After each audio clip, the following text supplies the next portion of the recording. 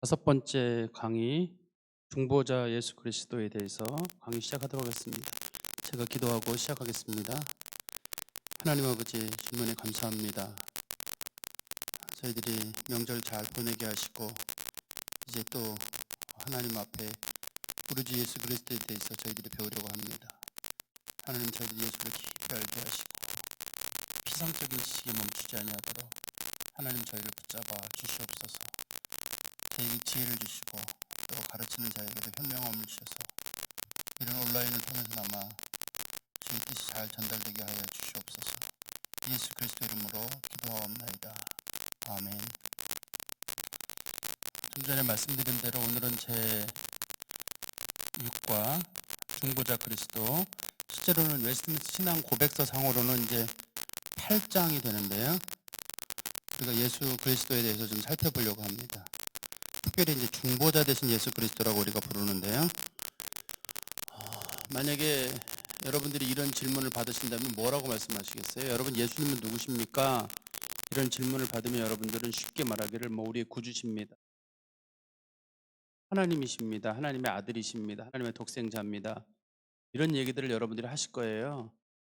그리고 예수님에 대해서 여러분 좀 혹시 더 아시는 거 있습니까? 그러면 사실 우리가 예수님에 대해서 아는 게 많지가 않아요. 사실 우리의 믿음의 대상이 예수 그리스도인데 예수 그리스도를 제대로 알지 못하는 면이 많이 있어요. 사실 저도 목회자로서 오래됐고 신학 강의를 오래 했음에도 불구하고 예수님에 대해서 얼마큼 깊이 알고 있을까에 대한 거는 저희 자신도 나름의 의문점은 있어요. 근데 이건 참 일종의 아이러니 아니겠어요? 예수를 믿는다고 하는 사람들이 예수를 잘 모른다든지 예수를 깊이 깨닫지 못한다 그러면 그건 우리 스스로의 자가당착이나 모순적이라고 할 수 있을 것 같아요. 예수를 깊이 알아야 되는데, 그러면 예수가 누군지를 알아야죠. 그렇지 않으면 우리들의 신앙이 맹목이 될 수 있거든요. 마치 맹인들이 아무것도 보지 못하면서 강림 코끼리 발 잡듯이 이게 코끼리다라고 설명하는 거랑 별반 차이가 없을 것 같거든요. 저는 그래서 우리가 예수를 깊이 알아야 되는데 예수를 아는 방법은 두 가지일 거예요. 하나는 말씀을 통해서 아는 방법이고 하나는 성령을 통해서 깨닫는 방법일 겁니다. 근데 적어도 이 두 가지 방법을 통해 이루어져야 되는데 가장 기본적인 건 말씀을 통해 이루어지는 방법인데 과연 우리가 말씀 속에 나타난 예수를 얼마큼 깊이 아느냐. 그것도 말씀을 읽어도 우리가 말씀 통해 나와 있는 그리스도에 대한 모습들을 파편화되기가 쉬워요. 그걸 정리해 주는 과정이 저는 오늘 수업 시간이라고 생각하고 웨스트민스터 소요리 문답, 대요리 문답 이런 걸 떠나서 또 신도 개요서라고 소위 불려지는 이런 것들을 떠나서 이런 교리적 작업들이 예수 그리스도에 대한 우리들의 생각을 정리할 수 있을 것 같습니다. 저는 개인적으로 여러분들이 예수 그리스도에 대해서 잘 알고 있다고 생각해요.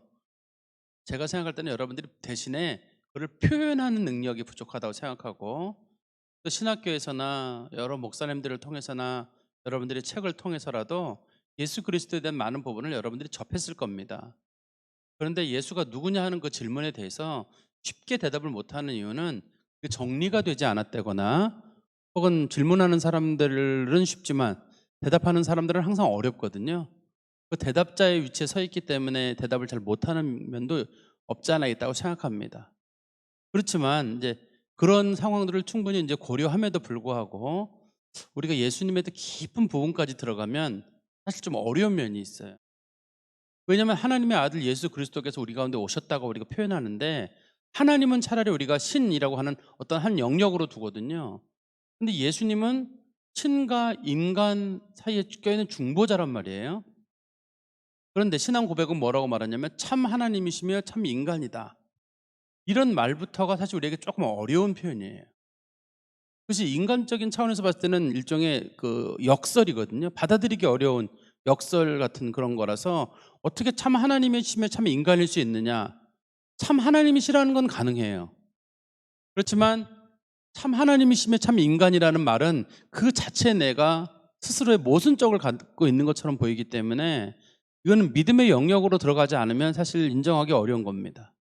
그러면 뭘 믿느냐 할 때 우리는 말씀을 믿어요. 그리고 우리에게 주시는 성령의 역사하심과 인도하심을 믿습니다. 우리는 그래서 그거를 기준으로 가지고 예수 그리스도에 대해서 살펴보려고 합니다. 우리가 예수님을 부를 때 소위 이런 표현을 여러분들이 들어보셨을 거예요. 예수님을 우리가 부를 때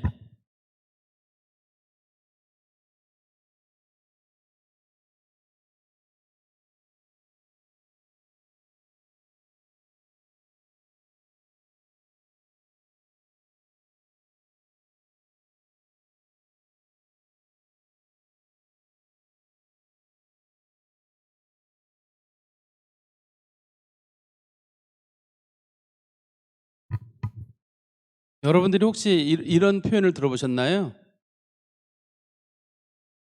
요렇게 이걸 이제 줄여서 이거를 지어 보시면 우리가 예수를 부를 때 예수님의 혹시 명칭에 대한 정의가 있거든요. 예수님의 명칭에 대한 정의를 우리는 예수 그리스도 하나님의 아들 세주. 우리가 예수를 부를 때 하나님의 아들 구세주 예수 그리스도 혹은 예수 그리스도 하나님의 아들 구세주 이런 식으로 우리가 예수님을 불러. 예수님에 대한 칭호 자체가 여러분들이 예수란 말은 알잖아요. 뭐 구원자라는 뜻일 거고 그리스도란 기름 부음을 받은 자라는 뜻일 거고 그다음에 하나님의 아들 예수를 하나님의 아들이라고 용어를 쓰거든요. 하나님이심에 동시에 하나님의 아들이라는 용어를 쓰고 그다음에 이 맨 마지막에 소테리아라 그래서 우리가 구원자라고 예수님을 부르는데요. 이게 예수님에 관한 우리가 공식적인 칭호예요. 제가 최근에 이런 질문을 받았는데 여러분들은 이 질문을 어떻게 받아들이시는지 모르겠어요. 어떤 분이 저한테 하루는 그런 몇 년 됐어요. 저한테 그런 얘기를 하셨어요. 목사님은 왜 굳이 죽은 예수를 붙잡느냐? 목사님은 왜 자꾸 예수님 이름으로 기도를 하냐는 거예요.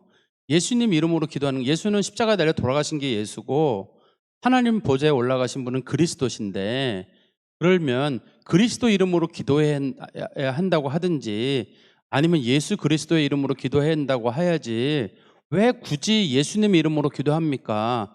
예수는 육신을 입고 죽었다가 사라진 육적인 존재인데 그건 옳지 않습니다. 그래서 제가 그분이 왜 그 얘기를 하는지를 처음에 궁금했어요. 그래서 이제 제가 그분한테 얘기를 했죠. 누구한테 들었냐 그런 얘기를 그랬더니 아무개한테 들었다는 거예요. 제가 이제 아무개라는 사람을 찾아보다 보니까 유명한 이단 사람이에요.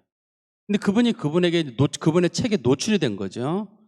그리고 나서 이제 저랑 얘기를 나누면서 제가 예수를 우리는 그리스도라고 부르고 하나님의 아들이라고 부르고 주님이라고 부릅니다라고 말씀드렸더니만 그 목사님 잘못 알고 계신 거다.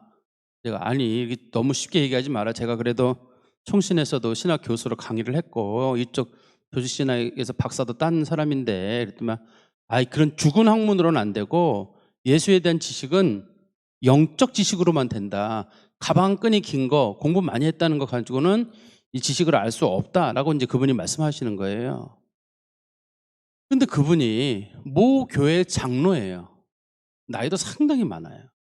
늘 말씀을 연구하는 분들인데 이분이 예수가 누군지를 모르는 거예요, 지금. 누군가가 그에게 이 이상한 사상을 집어넣어 가지고 그분이 알고 있는 예수 그리스도에 대한 이 칭호, 이 두 개가 붙여서 우리가 한 번에 칭호도 쓰지만 따로따로 띄어서도 쓰거든요. 예수란 말도 쓰고 그리스도 예수란 말도 쓰는데 이거를 이분이 이해를 못한 거예요, 제대로. 그렇기 때문에 이단에 노출이 되는 거죠. 그리고 두 번째는 자기네 교회 목회자나 어떤 신학적인 어떤 지식이나 어떤 개혁주의적 신학에 대해서 자부심이 없는 거예요. 그리고 이단의 교주들이 하는 말 중에 그거 잘못된 거다. 영으로 봐야 한다.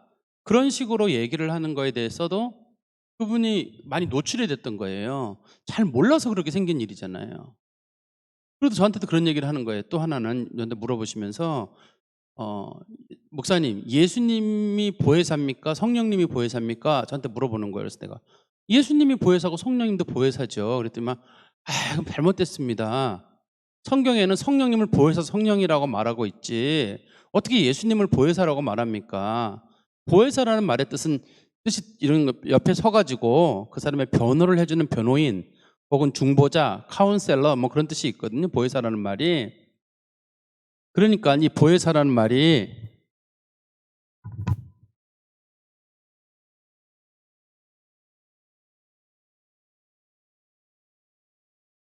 우리에게 보호해 주시고 은혜를 베푸시는 스승이라 이런 뜻이거든요. 그런데 예수님 뭐라 그랬냐면 내가 너희에게 또 다른 보혜사를 보내겠다 이렇게 말씀하셨기 때문에 우리에게 중보자 역할을 하시고 변호사 역할을 하시는 제1 소위 중보자 되시는 보혜사는 예수 그리스도죠. 그리고 성령님이 이제 2차 보혜사, 예수를 증언하는 일을 하는 그런 보혜사란 말이에요. 그런데 이게 어서 성경에 어설프게 아는 걸 가지고 그냥 그 목사님 성경을 모르나 보다, 어디 성경 어디 그런 게 나오냐는 식으로 자기가 성경을 몇 번 봤는데 자기는 그런 걸 못 봤는데 그분이 못 본 것까지 제가 책임져야 되는지는 모르겠어요. 그렇지만 이렇게 모 교회 장로님이라고 불려지고 상당한 종류의 식견이 있는 분임에도 불구하고 이렇게 성경의 어떤 부분을 본인이 알지 못하고 어서 하나 깊이 들어가지 못한 상태에서 적어도 예수 그리스도에 대한 것까지도 잘못된 것들로 가득 차 있게 돼서 이단이 유혹하기가 쉬워요. 이단들이 유혹하는 건 그 사람이 가지고 있는 소위 그 헷갈리는 부분에 딱 건들면서 그걸 자기가 답을 주는 거거든요. 성경적인 답이라고 주장하고 있는데 그런 것들은 저는 받아들이기가 어려워요. 여러분들이 이런 이단의 문제에 노출되지 않으려면 여러분들이 어떻게 해야 되냐면 예수를 깊이 알아야 돼요. 믿음이라고 하는 건 하나님에 관한 지식, 예수 그리스도에 대한 지식, 성령님에 관한 지식, 이걸 근거해요. 하나님을 깊이 아는 사람이 말씀 안에서든 성령 안에서든 깊이 아는 사람이 하나님을 잘 믿는 사람이에요. 예수를 마찬가지예요. 예수가 말씀에 기록된 부분, 그게 지식이든 뭐든 전 지식을 나쁜 차원에서만 보진 않습니다. 성경에 나와 있는 예수를 깊이 아는 사람, 소위 단순한 정도의 어떤 그런 마음을 가지고 있는 게 아니라 우리가 히브리어 야다라는 말이 있잖아요.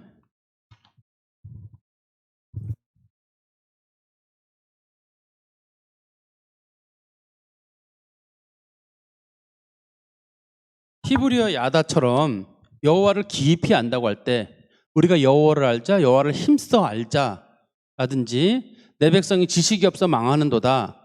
저들이 나를 알지 못함으로 저들이 내가 저들을 버릴 것이고 저들이 율법을 지키지 않으므로 내가 저들의 자식을 버리리라. 우리 그 호세아서 4장 6절이나 뭐 6장에 나오는 표현들이거든요. 이제 이런 표현들을 볼 때 하나님을 깊이 안다는 말은 단순하게 그냥 지식적으로 안다는 것만을 말하진 않아요. 그렇다 할지라도 지식적으로 아는 것이 기본이거든요. 기본적으로 지식적으로 알고 그 다음에 더 큰 지식으로, 소위 하나님을 아는 지식으로. 히브리어에서 야다란 말은 부부 관계를 나타내는 그런 표현이에요. 아주 두 사람이 서로 장단점, 속속들이 다 아는 그런 관계, 그런 것들을 부르는데 우리가 예수를 깊이 알아야지만이 예수에 대해서 믿음이 가고 신뢰가 생기죠. 사실 우리가 예수를 제대로 못 믿는 이유는 뭔가요? 예수를 몰라서 그렇잖아요. 예를 들어서 질병에 걸렸는데 예수가 낫게 한다. 그 분명한 믿음이 있는 사람은 믿습니다. 이 주장할 거고, 믿음이 없는 사람들은 에이 뭐 예수님이 뭐 좋은 분이긴 하지만 이런 걸 낫게 할 분은 아니실 거야. 그러면 그 사람들은 왜 예수를 제대로 못 믿느냐? 사람들의 말을 믿기 때문이에요. 사람들이 하도 얘기하기를 내가 기도해 봤는데 예수님 못 고치더라. 예수가 다 고치냐? 이런 식의 부정적인 얘기들을 여러 차례 들은 사람들은 예수를 인정을 못해요. 평상시는 믿는 것처럼 보이는데 어떤 중요한 문제, 심각한 문제에 부딪혔을 때 그 사람들이 했던 말들이 기억이 나거든요. 그래서 기도를 몇 번 했는데 응답이 안 돼요. 그러면 그동안은 예수가 낫게 한다는 마음을 믿고 있다가 에이 뭐 예수님 다 치료하시냐고, 안 치료하시는 것도 은혜다. 이런 식으로 방향을 틀어버려요.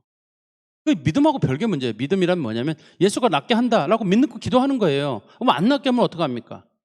안 낫게 한다는 사실에 대한 고려를 하지 않고 예수를 믿는 믿음 가운데 철저하게 기도하는 거예요. 나머지 부분은 예수의 영역에 맡기는 거예요, 이게. 근데 우리는 안 낫게 하면 어떡하죠? 저는 안 난 경우도 많이 봤는데요. 그러면 그 사람은 믿음에 대한 거를 잘 모르는 부분이에요. 예수에 대한 믿음을 모르고 안 나을 경우는 어떡할 거냐고 하는 사람들의 질문에 이미 노출이 되어 있는 거거든요. 그래서 예수를 신뢰를 못하는 거예요. 성경이 가르치는 예수에 대한 가르침도 잘 인정을 못하는 거죠. 이 성경에 보면 중보자 그리스도 1번에 보시면 하나님께서는 그의 영원하신 계획에 따라 그의 독생자 주 예수를 택정하여 하나님과 사람 사이의 중보자가 되게 하셨다. 하나님께서 사람과 하나님 사이에 영원한 중보자로 예수 그리스도를 세우셨어요. 그리고 예수 그리스도께서 중보자의 역할을 감당하기 위해서는 삼중직이 필요해요. 여러분도 삼중직이라는 표현을 들어보셨죠?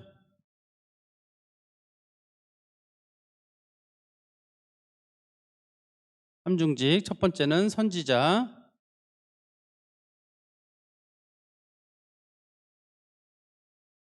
그다음에 두 번째는 제사장,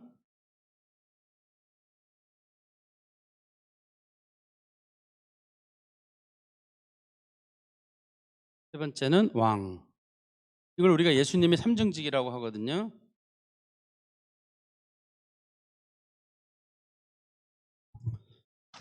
예수님께서는 그 사람들에게 어떤 역할을 하시냐면 하나님 아는 지식을 제공해요.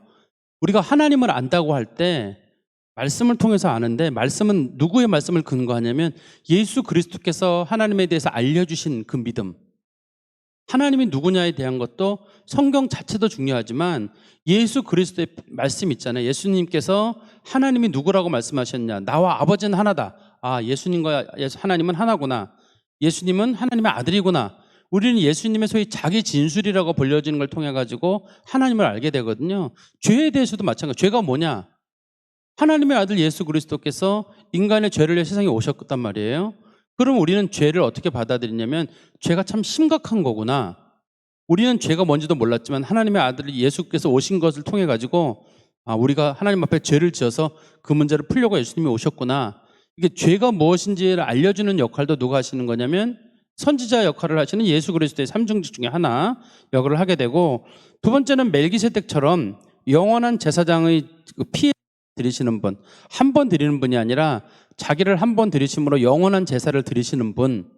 그러니까 예수님께서 우리를 위해서 대속의 제물이 되셨다는 뜻이겠죠. 그건 예수님의 제사장적 역할일 거고, 세 번째는 자기 백성의 죄를 위하여 자복하는 기도. 세 번째는 다윗과 같은 왕으로서 영원히 자기 백성을 다스리신다는 소위 우리 왕적인 부분. 이게 우리가 예수 그리스도에서 알고 있는 부분이에요. 그러니까 예수님은 첫 번째는 하나님이시고 영원하신 계획에 따라 하나님의 이 뜻을 이루시는 하나님이시고, 두 번째는 독생자시고, 세 번째는 하나님과 사람 사이에 유일하신 중보자예요. 그리고 그 예수님은 삼중직이 있는데 선지자, 제사장, 왕의 직분을 가지고 있습니다.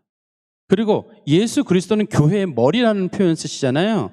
우리는 여러분 교회의 머리란 말을 어떤 뜻으로 받아들여요? 사람이 이렇게 있으면 사람의 몸에 머리가 있으니까 모든 것이 머리로부터 어떤 시작되고 지식이 시작되니까 우리는 그래서 예수님을 교회의 머리가 되나 보다 할 때 그렇게 받아들이는데, 교회의 초석이 예수님이시고 교회의 생명력을 부여하시는 분이 예수님이에요. 그래서 우리가 예수 그리스도를 교회의 머리라고 부릅니다. 교회에서 예수가 빠져버리면 교회는 생명력이 없어요. 교회가 예수 그리스도를 교회의 머리라고 고백을 하려면 모든 능력과 권세를 예수님께서부터 나온다는 사실을 인정하고 예수를 의지하고 붙잡고, 그래야 그게 교회가 예수를 하나님의 아들뿐만 아니라 교회의 머리로 인정하는 거지. 그렇지 않으면 그냥 말로만 교회의 머리라는 용어는 쓰는데 사실 이게 입에 붙어버린 용어의 일부분에 불과하거든요.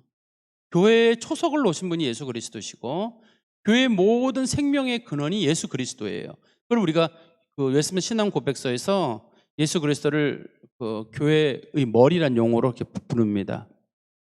그리고 만유의 후사가 되신다고 하시는데 모든 것들을 물려받는 분이세요. 예수 그리스도가 십자가를 지심으로 말미암아 그리고 부활 승천하셨을 때 하나님께서 하늘과 땅에 있는 모든 권세를 예수 그리스도에게 주셨습니다. 그래서 모든 권세를 예수 그리스도가 가지고 있어요. 만물에 대한. 그리고 예수 그리스도는 심판자예요. 영생과 부활을 주시는 분이 예수 그리스도세요. 지옥에 보내는 역할도 예수 그리스도세요. 하나님께서는 사람을 심판할 수 있는 권세도 자신이 갖지 아니하시고 자신의 아들 예수 그리스도에게 하나님께서 주셨습니다. 우리가 그 부분을 잊지 말아야 될 것 같고요. 또 한 가지는 우리가 이제 그리스도인들이 저희 구원론에서 중요하게 생각하는 것 중에 하나가 칭의라는 말 있잖아요. 칭의 혹은 뭐 성화, 오명, 영화. 우리가 이걸 구원의 서정이라고 부르거든요.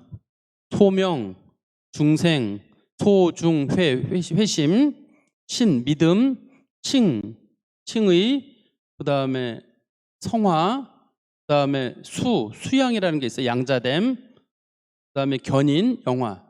소중회신, 칭수, 성견, 영이라고 불려지는 9개 정도의 단계가 있는데요. 우리가 이거 소위 구원에 있어서의 순서라고 합니다. 그렇지만 그걸 떠나서 소위 고린도전서 1장 30절에서는 그걸 순서로 따지지 않고 그걸 하나의 평면적 사건으로 봐요. 우리 고린도전서 1장 30절에 이런 말씀이 있거든요. 너희는 하나님으로부터 나서 예수 그리스도 안에 있고 예수는 하나님으로부터 나와서 우리에게 지혜와 의로움과 거룩함과 구원함이 되셨다. 그런 말씀이 있습니다. 그러면 제가 오늘 많은 걸 설명드리지 못하더라도 설명드릴 수 있는 부분까지만 좀 설명을 드릴게요. 부족한 부분은 나중에 또 설명드리겠습니다.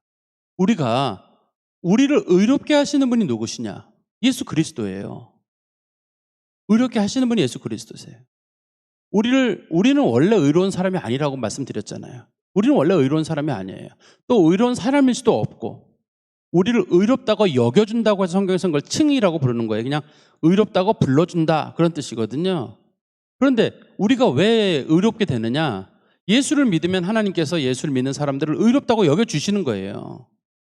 그러면 두 번째는 예수는 우리의 거룩이 되신다라고 할 때 많은 분들이 거룩함을 추구하라고 하잖아요. 거룩하게 살아라. 성결하게 살아라. 그게 되면 우리가 율법 아래 여전히 있는 것과 별 차이가 없어요. 율법 아래 있는 사람들은 깊은 거룩과 경건을 추구했습니다. 근데 참된 경건이라고 하는 건 어떤 거냐면 야고보서에서 말하는 참된 경건은 경건의 실천적 면이거든요. 그거는 과부와 고아를 돌보고 세속에 물들지 아니하는 것입니다. 이렇게 말씀하시는 소위 그 경건이란 그런 뜻인데 성경에서 말하는 소위 거룩함이라든지 경건이라고 하는 것은 예수 그리스도를 붙잡는 거예요. 예수가 나의 거룩함이 되신다고 인정하는 거예요. 그러니까 누가 더 거룩하냐면 예를 들어서 어떤 사람이 정말 거룩하게 살아요. 그 어떤 사람은 참 남들이 봤을 때 문제가 많아요.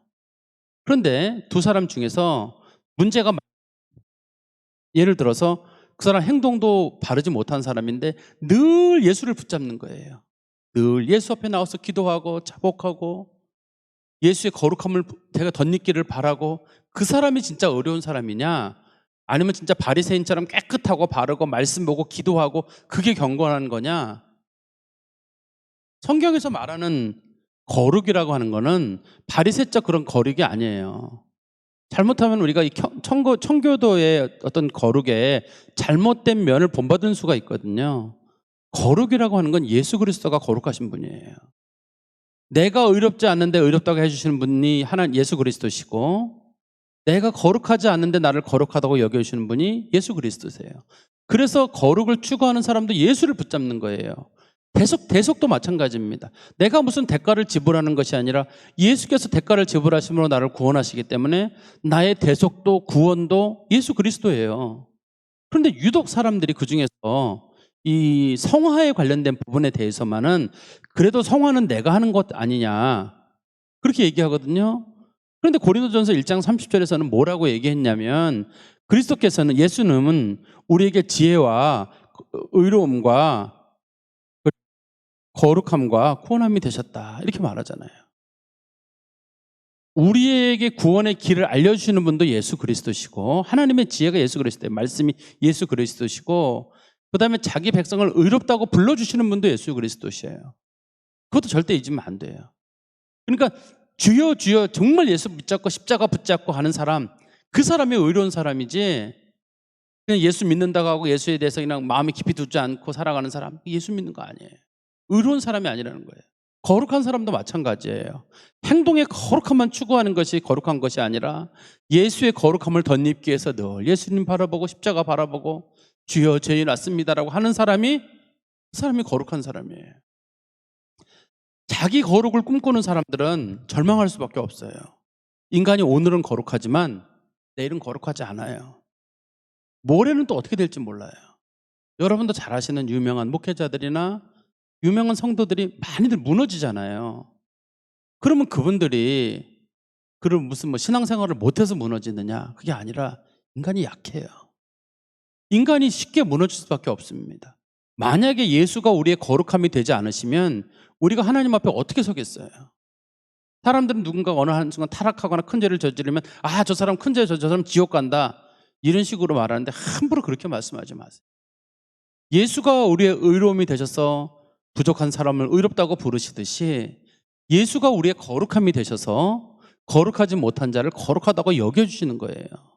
예수가 우리를 거룩하다고 여겨주기 때문에 우리가 하나님 앞에 서는 거죠. 만약에 예수가 우리를 거룩하다고 여겨주지 않으시면 우리가 설 수 없어요. 경건도 뭐냐? 예수 믿는 게 경건이에요. 예수 붙잡고 십자가 붙잡고 다시 일어나는 거예요. 그럼 너 그리스도 의롭다함을 받았느냐? 네, 나 예수 믿어요. 진심으로 믿고 범사의 예수를 믿고 예수가 도와줄 건 믿고 나의 구원자가 될 줄 믿고 그 사람은 의로운 사람이에요. 또 거룩한 사람이냐? 거룩한 사람은 없다고 했잖아요. 의인은 없느냐? 하나도 없어요. 의로운 사람은 누구냐? 거룩한 사람은 누구냐면 그냥 예수께서 나의 거룩함이 되셔서 나의 허물을 덮어주신다라고 믿고 허물 많은 죄인이 십자가 앞에 교회 앞에 자꾸 나오는 거예요. 그게 거룩함이에요. 이게 많은 분들에게 오해를 일으키는 것 같아요. 웨스트민스터 신앙 고백서가 이걸 분명히 밝히고 있거든요. 이건 저 개인적 사견이 아닙니다. 아까도 말씀드렸듯이 예수가 우리의 의로움이 되고 거룩함이 되고 우리의 구속이 되셨다라고 구원이 되셨다고 성경이 말하고 있거든요. 그러니까 여러분들 이 중에서 예수가 우리의 의로움이 됐다는 사실, 소위 이신칭이라는 거 아시잖아요. 믿으시죠? 예수가 우리의 구속자가 되신다. 믿으시죠? 근데 왜 유독 예수가 우리의 거룩함이 되신다는 이 사실을 믿지 못하는지 모르겠어요. 거룩은 자꾸 자기가 추구하는 걸 생각하는 것 같아요. 거룩을 자기가 추구하는 걸 주장하는 사람들은 소위 이 사람들 주관주의라 그래요.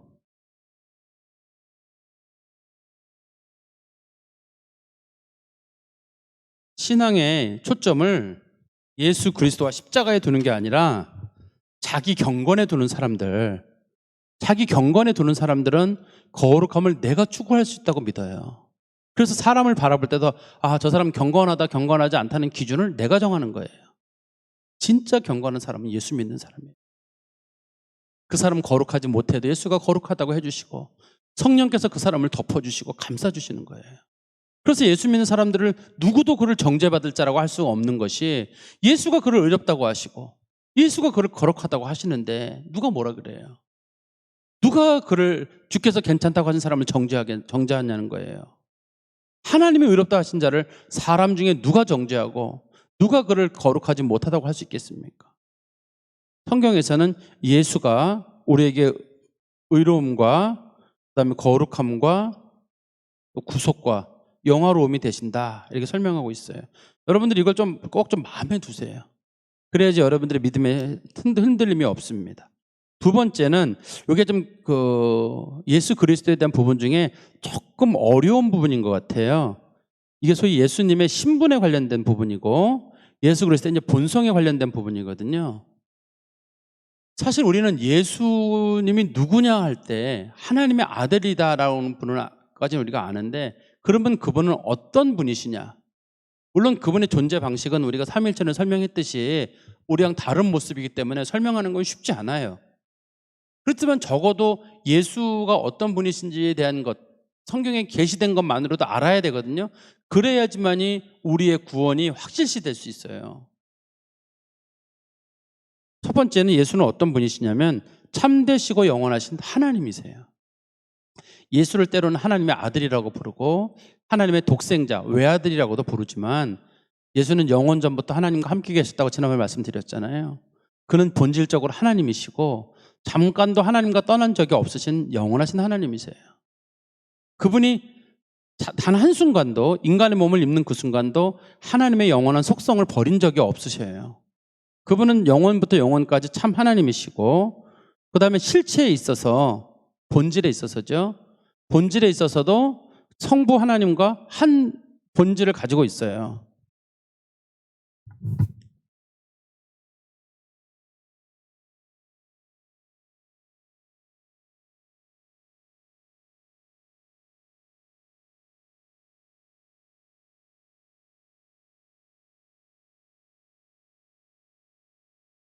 하나님과 하나의 휴포스타시스를 가지고, 그 실체라는 표현이거든요. 하나님과 같은 본질을 가지고 있는 분이에요. 물론 인격적인 면에 있어서, 위격적인 면에 있어서는 차이가 있지만, 그런 위격적 차이를 제한 나머지 면에 있어서 실체에 있어서는 바로 그분하고 동등하신 분이시고, 그분이 하나님께서 정하신 영원한 경륜 가운데 인간을 구원하시기로 뜻을 정하셨을 때, 그때 그분이 비로소 인간의 본성을 입으시는 거예요. 인간의 본성을 입고 우리 가운데 오시는 겁니다. 그러면 이제 이 말이 또 좀 어려운 부분이에요. 우리는 이 기독교 신학 가운데 가장 어려운 부분에 직면해 있거든요. 하나님께서 인간의 몸을 입었다고 할 때, 그럼 인간이 몸이고, 그러니까 겉옷이고, 그 안에는 하나님이 들어있는가? 한번 제가 그림으로 그려볼게요. 잘 못 그리는 그림이지만,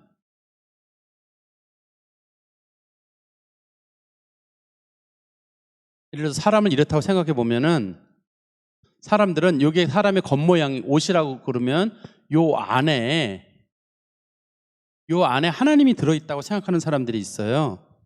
그러니까 하나님이 인간이란 옷을 입고 오셨기 때문에 인간은 사실 껍데기고 그 실체는 하나님이시다, 이렇게 주장하는 거죠. 아폴리나리스라고 하는 이단 교리예요. 예수 그리스도께서는 참 하나님이시며 참 인간인데, 인간의 몸을 입고 오셨다고 하시지만 인간의 육체, 혼, 영혼, 이 세 가지를 다 가지고 계신 거예요. 그러니까 참 인간이라고 부를 때 예수님을, 참 인간이 되려면 세 가지 요소가 가지고 있어야 돼요. 육체, 혼, 영혼, 영이라고 부르겠죠. 이걸 두 개 합쳐서 영혼이라고도 부르고, 혼을 때로는 정신이라고도 부르고, 그래서 육체, 혼, 영 세 개든지, 혹은 뭐 이걸 우리가 소위 그 이분설 주장하시는 분들은 영하고 혼을 하나로 보든 간에, 그러나 그리스도의 속성을 우리가 구분할 때는 삼분설적으로 일단은 구분을 해요. 기본적으로는 어떻게 구분하냐면, 그 예수 그리스도의 인간으로서의 어떤 몸, 그다음에 그분의 정신, 그다음에 그분의 영적인 부분, 이 세 가지를 다 면에 있어서 그분이 인간이시다라고 주장을 하거든요. 그리고 그 안에 신성으로서의 온전하신 그 안에 같이 계시는 거예요. 그러니까 요 안에 어떤 하나님이 이 옷을 입었다기보다는 이 인간의 몸과 하나님의 몸이 하나의 모습으로 마치 데칼코마니처럼 이렇게 두 개가 겹쳐 있다고 여러분들이 이해하시면 좀 이해가 쉬울 것 같아요. 그러면 왜 예수 그리스도를 왜 참 하나님이시며 참 인간이라는 면에 이렇게 무게를 많이 두는가? 인간이 죄를 지어서 죽을 수밖에 없는데, 인간의 중보자로 오려면 누가 와야 되냐면 인간이 와야 돼요. 죄는 인간이 지었으니까 인간의 중보자로 인간이 와야 되는데, 인간 중에는 죄가 없는 사람이 없어요. 그러면 죄가 없는 분이 누구냐? 하나님밖에 없으니까 참 하나님이 오셔야 되거든요. 그런데 참 하나님이 인간의 몸을 입고 오실 때 참 하나님의 속성이 조금이라도 훼손이 되면 그건 하나님이 아니시잖아요. 혹은 인간이 영과 육과 혼으로 구성되어 있다고 할 때, 그 안에 영과 육과 혼 중에서 영과 혼을 하나님의 것이 들어있다라고 하게 되면 껍데기만 사람이니까 인간이 아닐 거 아니에요. 예수님이 우리를 구원하시는 것은 우리들의 몸도 구원하시고 혼도 구원하시고 영도 구원하시는 거거든요. 그러니까 예수 그리스도께서 두 가지 분성을 가지고 우리 가운데 오셔야 돼요. 참 하나님이시면서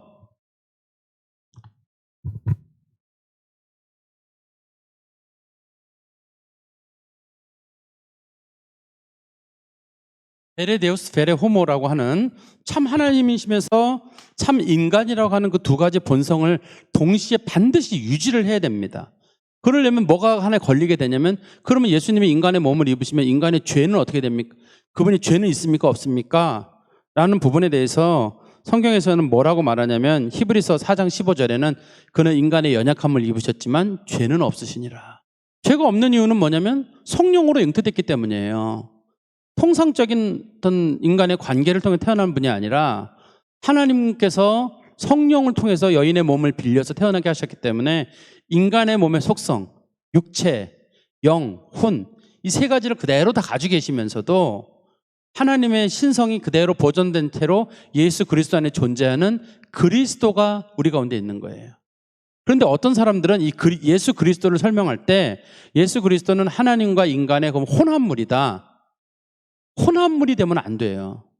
혼합물이 되면 왜 안 되냐면 예수는 참 인간의 대속자가 되려면 반드시 참 인간이어야 돼요. 그리고 죄가 없으시려면 반드시 참 하나님이셔야 되는데 이 두 개를 섞어가지고 어떤 사람들은 이거를 그리스도라고 보는 사람들이 있어요. 그러니까 그리스도라는 건 하나님과 인간이 둘이 한 몸에서 만난 어떤 결합체다. 그건 아까 말씀드린 이단의 교리에 가까워요. 그렇게 설명하는 건 옳지 않고 예수님의 두 본성이 그대로 유지가 돼야 되고 단 죄는 없고 그것이 가능한 이유는 동정녀 마리아를 통해 가지고 태어났기 때문입니다. 그래서 예수님에게 있어서는 두 가지 본성이 온전히 보존되어 있어요. 참 신성도 그대로 보존되어 있고 참 인성도 그대로 보존되어 있어요. 그런데 어떤 경우에도 신성이 인성으로 가거나 인성이 신성으로 가거나 하는 그런 과정은 없어요. 예를 들어서 예수님 십자가에 달렸던 순간에는 하나님이시니까 안 아팠겠지. 이런 걸 고민할 필요가 없어요. 그러면 십자가에 달리신 분은 하나님이신가 인간인가? 우리는 하나님이시며 인간이 예수 그리스도가 매달렸다고 보지 십자가에 매달렸으니까 그건 하나님이 아니라 예수님이 인간 예수지 하나님은 하늘에 계신데 어떻게 십자가에 매달려? 소위 이걸 우리가 성부 순환설이라고 하거든요. 파트리 페스미아미즘이라고 하는 소위 이 성부 순환설의 교리도 그래서 이단이 되는 거예요. 우리는 그 문제에 대해서 고민할 게 없어요. 성부 하나님께서 성자 하나님을 인간 가운데 보내실 때 참 인간의 몸을 그대로 입고 우리 가운데 오도록 하셨어요. 그래서 예수는 인간이에요. 모든 면에서. 그리고 예수는 온전하게 하나님이세요. 그리고 이것이 두 개 서로 인간과 인간의 속성과 신적 속성이 섞이느냐? 섞일 수도 없고 혼동될 수도 없고 이거는 서로 분리되는 것도 아니고 그러나 구분은 가능해요. 분리된다는 건 다른 뜻이잖아요. 구분은 되죠. 구분이라고 하는 거는 신성도 인성도 있습니다라고 하는 그런 구분점이기 때문에 혼합되거나 전환되거나 혼동됨이 없고 한 인격 안에서 분리할 수 없어요. 서로가. 분리할 수 없지만 구분이 되어 있습니다. 이걸로 이제 451년에 나왔던 칼세돈 회의에서 이 부분이 이제 결정이 됐어요. 참 하나님이시며 참 인간이시고 그리고 한 분 그리스도시요 하나님과 사람 사이의 유일한 중보자시다. 그러나 이건 여러분 꼭 기억해 주세요. 예수 그리스도께서 사람의 몸을 입고 오셨다고 해가지고 그분이 하나님이 아니신 적이 있느냐? 그런 적은 없습니다. 항상 하나님이시고 하나님의 모든 권세와 능력을 그대로 가지고 계세요. 그러나 단지 자기를 비워서 낮춰서 비웠다는 말은 속성을 비웠다는 말이 아니라 자기를 낮추시는 거예요. 낮추시고 인간의 몸을 입고 우리 가운데 오셨다. 어떤 사람들은 예수님께서 세상에 오실 때 자신의 신적 속성을 버리고 인간의 속성을 입기 합당한 몸으로 변화가 되셨다라고 말씀하시는데 그러면 신적 속성이 이게 무너지게 되는 겁니다. 그러니까 여러분들이 머릿속에 꼭 기억해야 될 것은 요거 참 하나님이라는 것과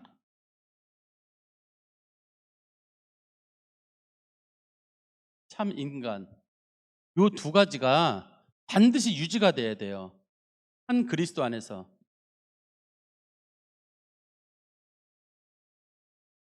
참 하나님이시며 참 인간이라는 것이 유지가 돼야 되고 그다음에 요 사이에는 구분이 있어요. 분리는 아니에요. 분리가 돼버리면 한 그리스도가 안 되기 때문에 참 하나님이시며 참 인간이시라는 이 속성이 잘 유지가 돼야 되고 대신에 사역에 있어서 인적 사역과 신적 사역이 서로 구분돼서 역사하시는 경우는 있지만 그렇다고 해가지고 이 두 가지를 분리시킨다든지 신적 속성이 인적 속성을 이렇게 끌어들여가지고 자기화 시켜가지고 인적 속성이 무시되고 예수님은 참 신적 속성으로 가득 찼다든지, 혹은 거꾸로 예수님께서 인적 속성으로 가득 차셔서 세상에 오셨을 때 예수님은 자기를 너무 비우셨기 때문에 실제로는 인간 예수와 같다라고 한다든지, 소위 예수를 인간적인 모습으로 보려고 하는 사람들이 많이 있어. 초대교회도 있었고, 초대교회 뭐 에비온파 같은 사람들, 그런 사람들도 있었고, 우리 후대에 등장하는 이제 여러분 잘 아는 알버트 슈바이처 같은 사람 있잖아요. 알버트 슈바이처 같은 사람들은 히스토리스트 예수 포숑이라 그래서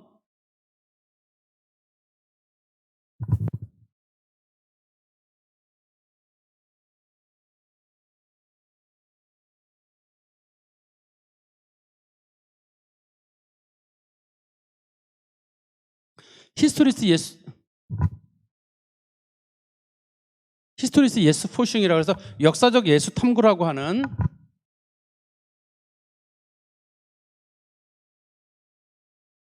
알버트 슈바이처 여러분 아시죠? 알버트 슈바이처가 유명한 신학자예요. 히스토리스트 예수 포숑이라는 걸 주장해가지고 역사적 예수 탐구, 즉 역사적 예수로, 소위 인간으로서의 예수의 면과 그의 사랑만 추구하려고 했던 사람들이 있어요.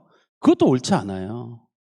그러니까 예수님이 자기를 비웠다고 하니까 신적 속성을 완전히 버린 걸로 생각하는데, 예수님은 자기를 스스로 낮추실 수 있잖아요. 순종하시면 자기를 낮추신 거지, 신적 속성을 한 번도 버린 적이 없고 인적 속성이 포기되신 적도 없어요. 심지어는 예수님은 부활하시고 하나님 우편에 앉으셨을 때에도 인간의 몸을 입고 그대로 올라가셨어요.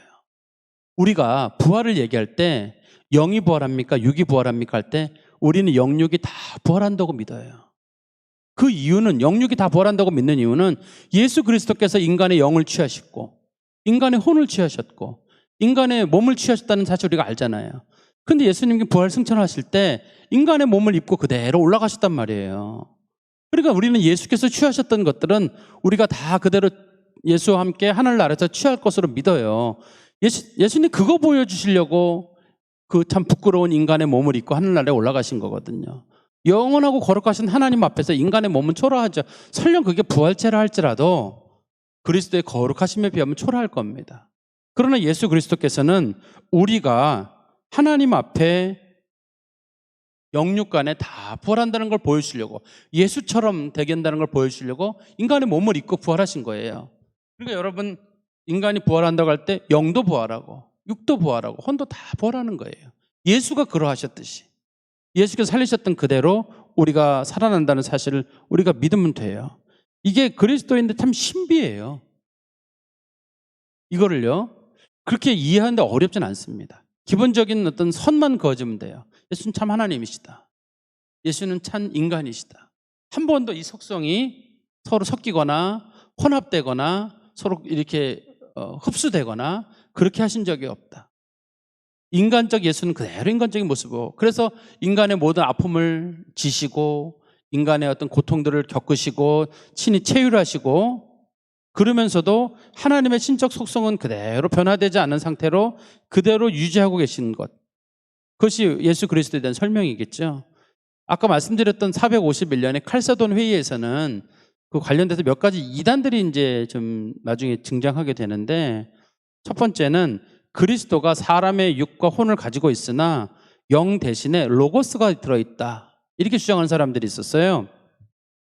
무슨 말이냐면 이 그림하고 똑같이 생각해 보시면 돼요. 사람을 바깥의 부분을 육이라고 하고 바깥의 부분을 혼이라고 하고 우리가 이걸 영이라고 한다고 하면, 이 영의 자리에 로고스가 들어있다고 봤어요. 저희 초대교회에서 로고스라고 하는 거는 하나님의 가장 깊은 속성이에요. 하나님의 신성의 영역을 로고스라고 불렀거든요. 그러니까 예수는 뭐냐, 혼과 육은 인간이지만 그의 영은 로고스다. 이건 아폴리나리스가 주장했던 이단이에요. 그리고 또 한 가지는 소위 네스토리우스라고 하는, 우리 대진교라고 불려지고 요즘 중국에서는 그걸 경교라고 불렀던 네스토리우스가 주장했던 건 어떤 거냐면, 예수님은 두 본성에 두 인격이 있다. 그러니까 예수님은 신적 본성이 있고 인적 본성이 있고, 그것도 한번 잘 보세요. 요즘 사람들에게는 이게 크게 중요하게 여기지는 않습니다만 저는 굉장히 중요하다고 생각하는데, 두 본성, 신적, 인적, 그 다음에 두 의지, 신적, 인적, 한 인격.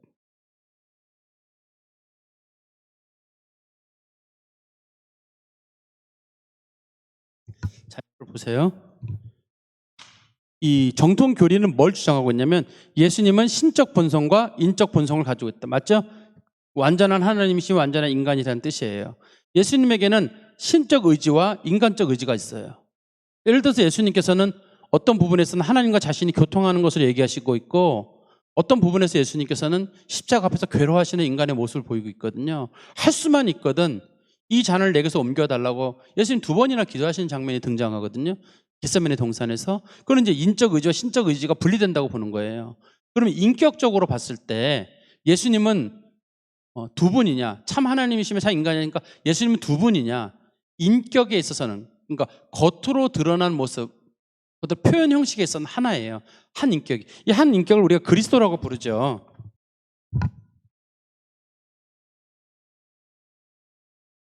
우리가 예수를 크리스토스, 그리스도라고 부르는 거는 이 한 인격으로 드러나는 거예요. 근데 두 본성이니까 두 개의 인격이 있다. 그래서 예수가 신적 인격이 따로 있고 인적 인격이 따로 있고, 예수는 결국 하나의 단일체가 아니라 예수는 두 개다. 결과적으로는 신적 인성, 그러니까 신성과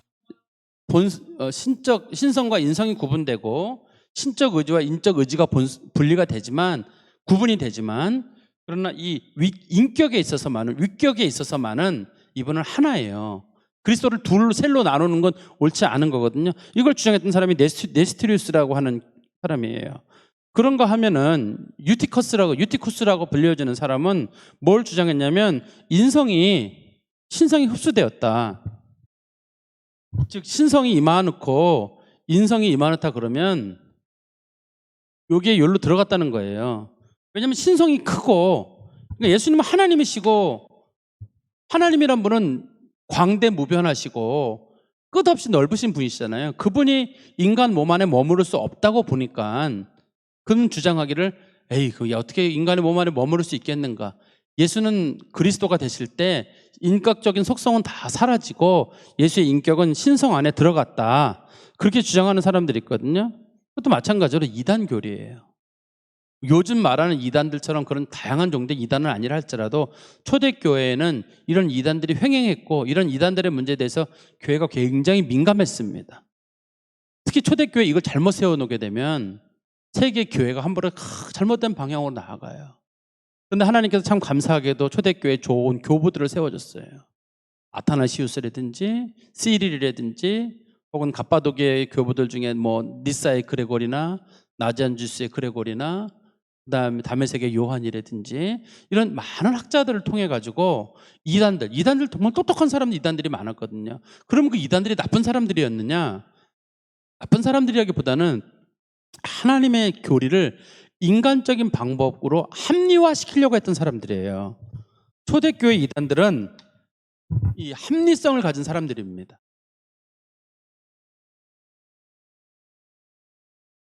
예를 들어서 우리가 아리우스를 이라고 부르잖아요.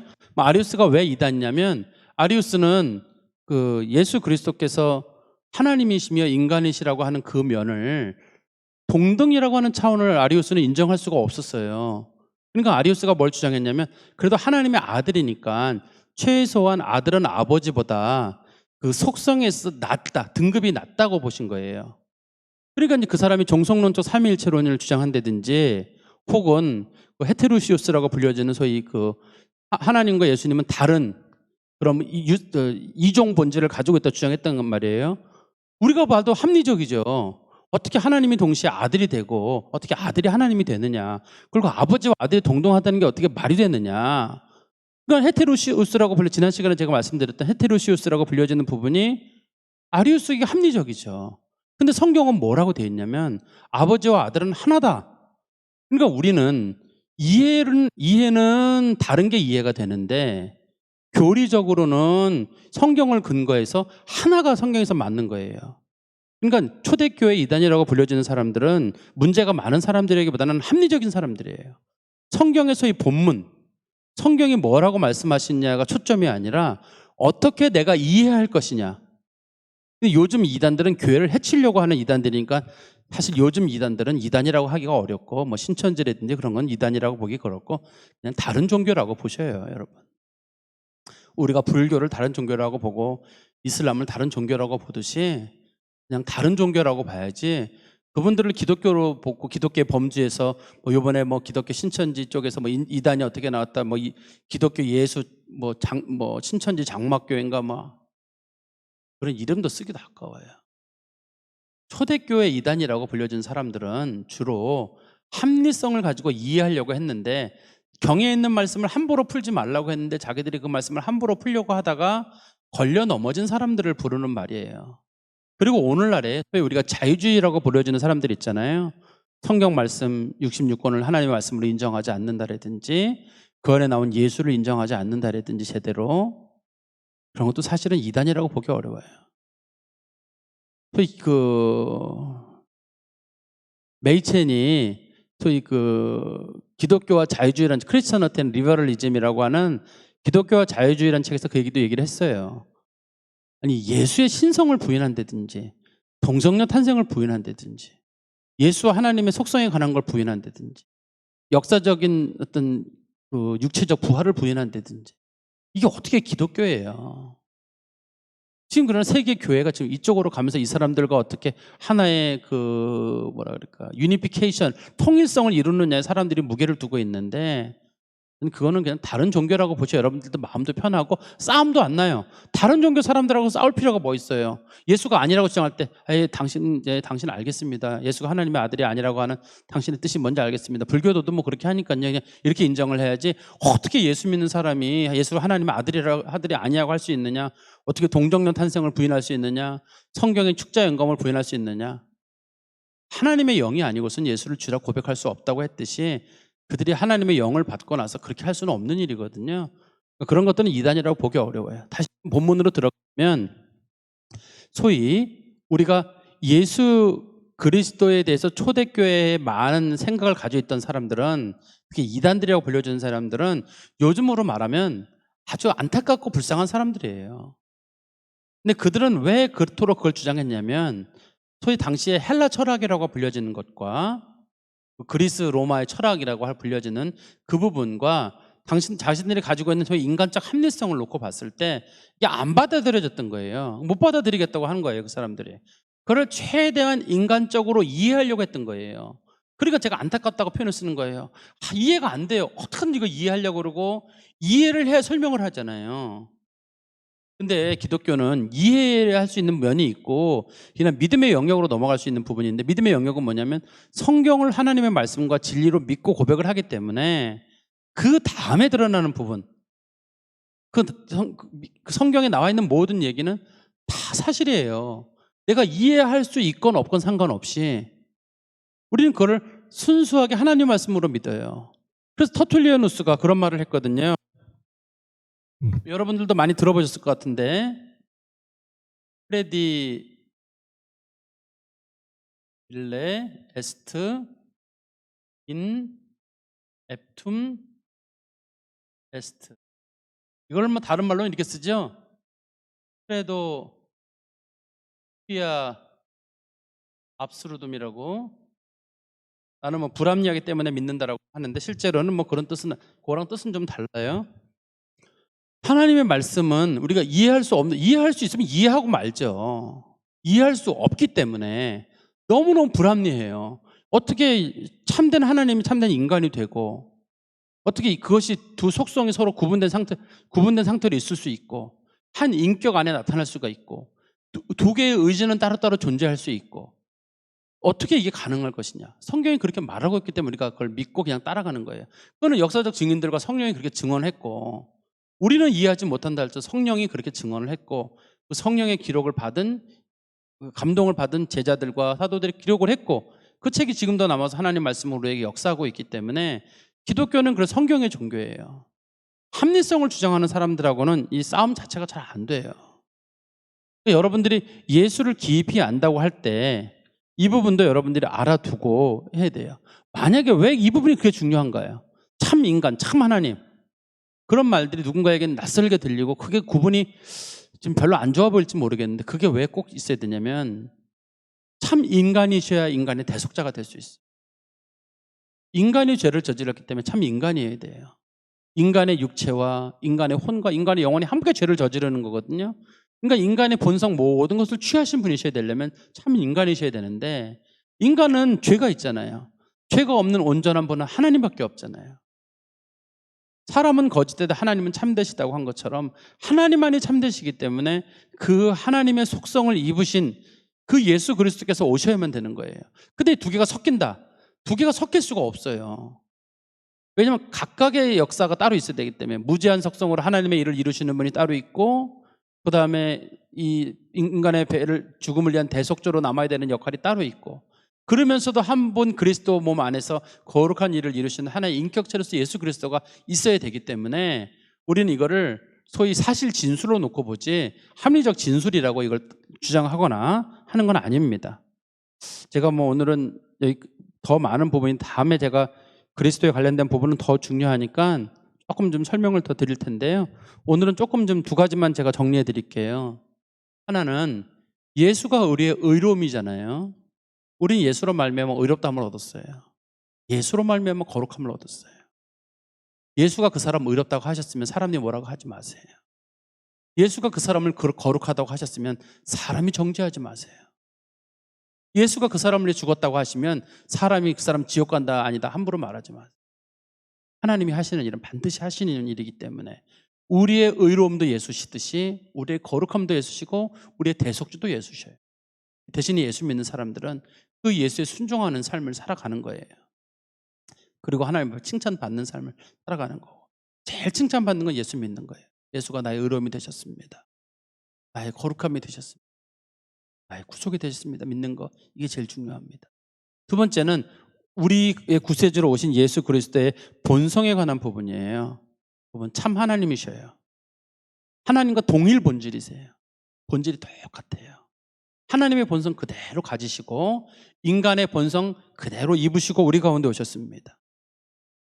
대신에 성령으로 잉태되신 분이시기 때문에 인간의 통상적인 어떤 부부 관계를 통해 태어난 것이 아니기 때문에 동정녀 마리아의 안에서 성령으로 보호받으셔서 잉태되고 태어나셨기 때문에 죄는 없으신 분으로 우리 가운데 오셨어요.